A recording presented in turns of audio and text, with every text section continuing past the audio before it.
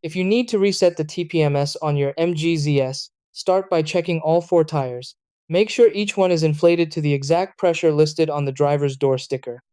The system will not reset properly if even one tire is slightly under or over the recommended PSI. Next, switch the ignition on without starting the engine. If your MGZS has push-button start, press the button once without pressing the brake pedal so the electronics power up. Then head to the infotainment screen and open the vehicle settings menu. Look for an option labeled TPMS, tire pressure, or vehicle status. Select Reset, Calibrate, or Confirm, depending on your model, and approve the prompt.